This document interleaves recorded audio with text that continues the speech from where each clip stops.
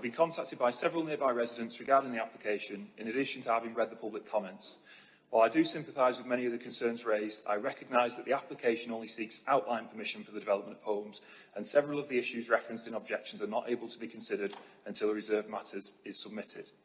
I'll therefore focus my contribution on the element of the application that is detailed, namely the access arrangements and the general principle of the development of homes here set against the local and national policy context. Firstly, the officer report acknowledges that neither of the proposed access points are compliant with guidance with regard to their width. Guidance states that the access should be 3 metres wide. The western access is just 2.5 metres wide at the entrance and not 3 metres wide at any point. The officer report describes these arrangements as tight but workable, and so I believe the case with regard to access is at best marginal. Furthermore, justification for the access arrangements being workable is given through speculating about the arrangements for the servicing of the substation in the northwest of the site. The wording of the report is that the substation must benefit from a maintenance regime of some form which would require some service vehicle movement. The author of the report doesn't know for certain that such vehicle movements include vehicles entering the site fully, and no evidence is provided to show that they do. Given that the only access not obstructed by a bollard, the western access, is surfaced only as far as the rear boundary of 27 and 29 Tarbet Drive and not all the way to the substation, I find it unlikely that engineers servicing the substation would see any benefit in driving all the way into the site, given there is no surface up to the substation to enable parking close to it, nor sufficient surfaced area to allow a vehicle to turn around and exit the site without having to reverse.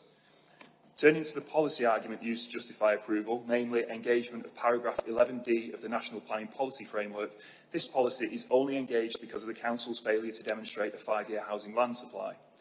Having visited the site and seen that several properties on the boundary are in relatively elevated positions with rear windows directly overlooking the site, as we saw from some of the images, I do not believe that there will ever be an acceptable configuration of residential development on this site that could gain approval in a future reserved matters application due to the impact on residential amenity. On this basis, I'd argue that if Bolton Council had met its obligations to have an up-to-date local plan and 5-year housing land supply, this site would not be part of that owing to its unsuitability. In this scenario, approval of the development of this site today will therefore only be as a consequence of policy failure by Bolton Council, and the residents of Tarbet Drive should not be expected to pay the price for this. I believe that the applicant has tacitly acknowledged that residential development on this site is difficult through the submission of only an outline application and for just 2 homes. The sales particulars from when this site was last sold refer to sketches produced by the vendor's architect showing that the site could accommodate 6 homes. Those sketches were presumably produced to improve the value and saleability of this plot, and I consider this application an attempt to do the same. I'm happy to be proven wrong and to see a detailed application demonstrating that there is an acceptable form of development on this site, but this should be done through a full application rather than just the outline application put before members today. Members may be sat there thinking, Sean, why are you bothered if you don't think the site will ever get permission at reserved matters stage?